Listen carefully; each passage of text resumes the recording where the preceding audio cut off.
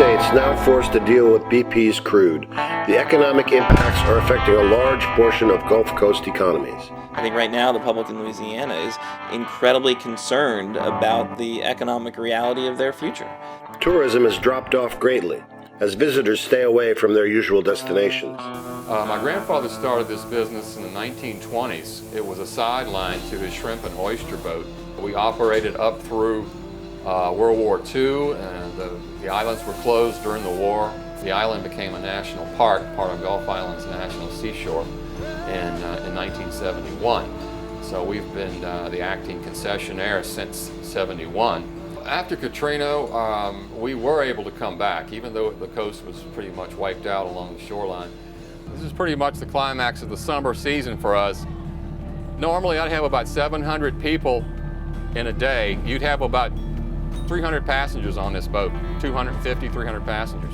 The weather's beautiful. You're not seeing anybody out here today except the National Park Service and a few law enforcement officials. The environmental and economic impacts and the political response are hard to watch for those who have long stood against the threats posed by offshore drilling.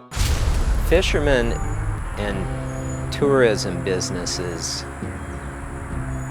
live year to year, and they live month to month sometimes. And if you have to wait 6 months to get compensated for your losses, a lot of them just aren't gonna make it, period. Federal safeguards that could have stopped a disaster like this from occurring had been set aside due to corporate influence over federal regulatory agencies. The one thing you can be sure of is that there's already an army of lobbyists up there for the oil companies trying to make sure that whatever we do, we don't make the regulations any tighter on them. Plans by BP and other oil companies to respond to crisis have been shown to be pure fiction. There was no plan. The plans submitted by Big Oil were false. They even had walruses listed as some of the things that would be in the plan in the Gulf of Mexico. When you ask the question, was this preventable? Of course it was preventable. It was easy to prevent. You don't go do things in places where you can't fix it when you make a mistake. A legal response is necessary to ensure the lessons of the BP Deepwater disaster are learned. Let me give you an example, right? We filed a lawsuit. I mean the Gulf Restoration Network filed a lawsuit to make sure that no other oil company gets to do what BP did, and that's drill a well in water like that without having a plan for how to deal with a blowout, and without saying this is what's going to happen if we have a blowout. And if you can believe this or not, but it's true.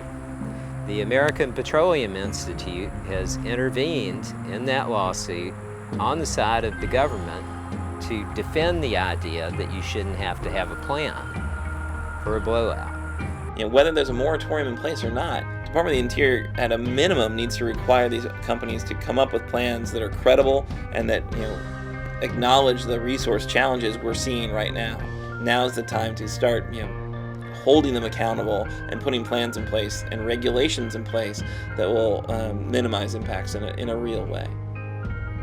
As the Gulf Restoration Network monitors and responds to this crisis, they continue to need your help.